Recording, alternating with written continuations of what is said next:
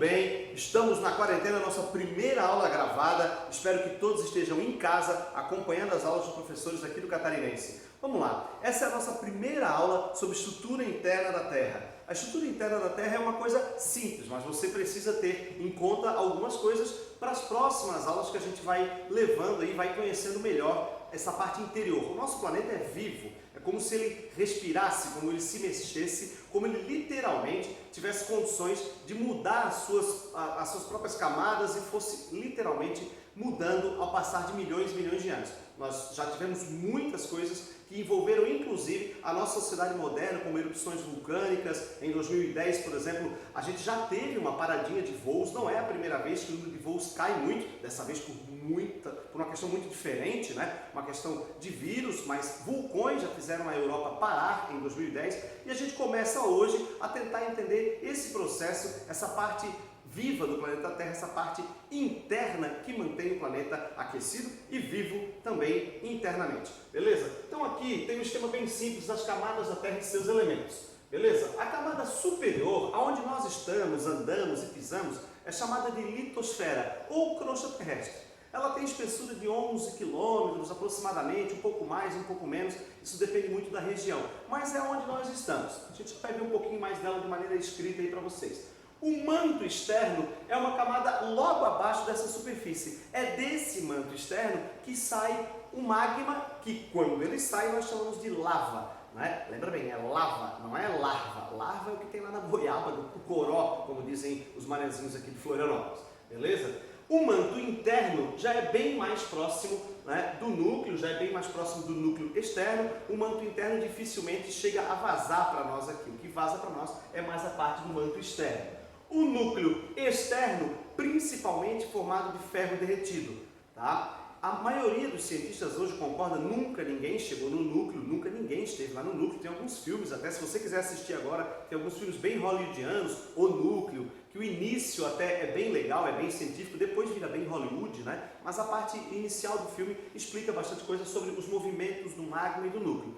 O núcleo externo é de ferro derretido e os cientistas concordam que o núcleo interno é de ferro fundido, ou seja, seria uma bola dura, apesar das grandes pressões e apesar do grande calor, né, aproximadamente aí alguns 6, 7 mil graus Celsius de temperatura, ele seria de ferro fundido, o núcleo interno da Terra de ferro sólido. Então vamos andar um pouquinho para conhecer alguns detalhes dessas camadas principais aí que a gente está falando. A gente pode dividir de maneira geral a Terra em litosfera, manto e núcleo, não dividindo o manto em externo e interno e núcleo interno e externo. Você pode achar, às vezes, num livro, numa apostila, a divisão direta. Litosfera, que é a crosta superficial, onde nós andamos, manto e núcleo. Pode ser assim também, de maneira mais simples, ok? Então vamos lá. Primeiro, vamos começar lá do centro da Terra, vamos fazer uma viagem do centro para a parte externa. O núcleo, o centro da Terra, é de ferro, como eu disse. Lembra sempre o seguinte, o núcleo pode ser dividido em duas partes, quando a gente estuda um pouquinho mais a fundo, e é basicamente formado de níquel e ferro. Por isso que alguns livros, algumas apostilas chamam de NiF. Você nem encontra o nome núcleo, encontra NiF, níquel mais ferro. Tá? Esse núcleo é muito denso. Tá? A parte interna, os cientistas acreditam ser fundida, não há certeza absoluta se essa parte interna é uma parte fundida, mas há muita ciência sobre isso. E a parte externa, aí sim, já se tem certeza, é mais líquida, é mais pastosa. Beleza? Esse núcleo, numa temperatura, como eu já havia dito, aproximada de 6 mil graus Celsius. Aqui há uma interessante proposição que se deve sempre lembrar. A cada 33 metros de solo, a gente tem 1 grau a mais. Então, à medida que você vai descendo no solo, cavando no solo, a temperatura do solo, a temperatura da rocha, vai subindo 1 grau. Não é a temperatura ambiente. Se você cavar um poço de 200 metros de profundidade, vai ter 1 metro a cada 33. Provavelmente vai estar até mais calor lá. Mas a temperatura do solo, sim, 1 grau a cada 33 metros. Isso chama-se grau geotérmico. Para chegar no núcleo, se você conseguir, a temperatura do núcleo seria aproximadamente 6 mil graus Celsius. Não há, no momento, tecnologia nenhuma do homem que possa fazer isso. O homem, ao máximo que nós chegamos até hoje com perfuratrizes, foi 11 quilômetros só. A perfuratriz que mais perfurou a Terra chegou a 11 quilômetros de profundidade, o que é ínfimo perto dos 12 quilômetros, 12 mil, né? 12 mil quilômetros que nós temos de diâmetro da Terra. Beleza? Então vamos lá, vamos seguir um pouquinho, vamos subindo agora. Lembrando aqui, ó, a geologia, ciência que estudava a evolução da Terra desde os 4,5 bilhões. Isso é só um adendo aqui para quando você não confundir geografia com geologia, beleza? Vamos em frente lá para o manto. O manto, lógico, sempre em movimento. Esse movimento do manto gera para nós correntes eletromagnéticas, é importante se lembrar. Isso eu falei em sala há um tempo atrás, nós vimos um vídeo sobre o Sol e falei da nossa proteção, da nossa magnetosfera. A magnetosfera nos protege de raios solares e um monte de raios nocivos que o Sol emana para a gente diariamente. E a magnetosfera, esse manto eletromagnético, é formado pelo manto interno, que movendo-se em correntes convectivas, é como se fosse um dínamo, né? E você pode ir lá na física e estudar o que é dínamo já, é como se fosse um dínamo interno. A Terra literalmente tem uma proteção, uma magnetosfera, graças ao manto interno da Terra que nos protege. E o manto geralmente na casa de 3.500 a 3.000, à medida em que ele vai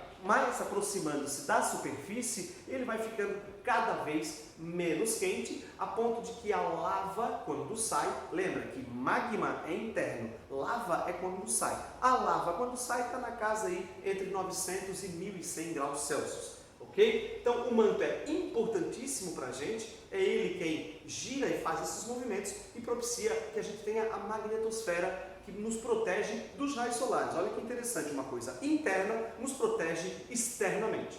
Ok? Vamos lá então para a última parte, a crosta, a camada superficial, também conhecida como litosfera, a esfera de pedra. A litosfera é a nossa esfera de pedra.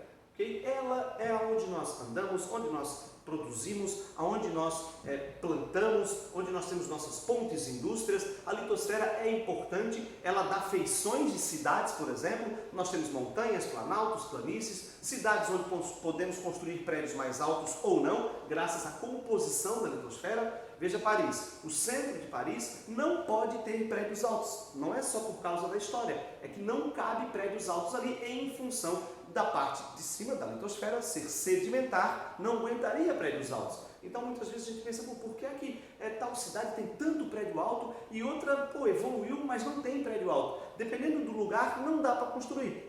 Dependendo do lugar, dá. O caso de Paris é emblemático. A gente pode até achar que, porque só é história, então não, aqueles prédios antigos ali, tudo bege, né? Não, gente, ali eles até imaginaram no passado a construir prédios mais altos, mas já a geologia, geologia que estuda as rochas, a formação interna da Terra, a geologia de Paris não deixa.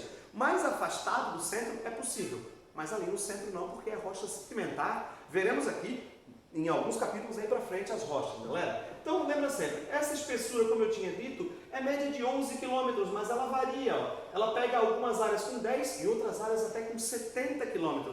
Isso na média, né? Mas eu vou dizer para vocês, o Brasil, por exemplo, a litosfera no Brasil passa dos 100 km de profundidade. Então, se a gente quisesse, né, como às vezes os adolescentes, as crianças brincam, e se eu quiser chegar no magma no Brasil, vai ter que passar de 100 km de profundidade. A gente tem um continente muito consolidado aqui na América do Sul, claro, excetuando a borda da placa tectônica, lá no Chile, no Equador, naquela região que está em contato ali, a placa sul-americana, onde o Brasil está, com a placa de Nazca, que é a placa do Oceano Pacífico. Ok? Os principais elementos que formam essa nossa litosfera. O cial, que é o silício e o alumínio juntos. Né? Cial é silício e alumínio, é a parte bem superficial, até rima, né? Superficial, onde a gente pisa, onde a gente anda. E o cima, o silício e o magnésio, que é a parte que já está em contato com o manto. Valeu, galera? Então vai dando uma olhadinha nisso. Lembra que as placas tectônicas estão sempre em movimento. Lembra que é por isso que a gente tem vulcanismo, que é por isso que a gente tem terremoto. Né? O planeta é vivo dentro. Valeu? Acompanhe a gente aí aqui no Mundo.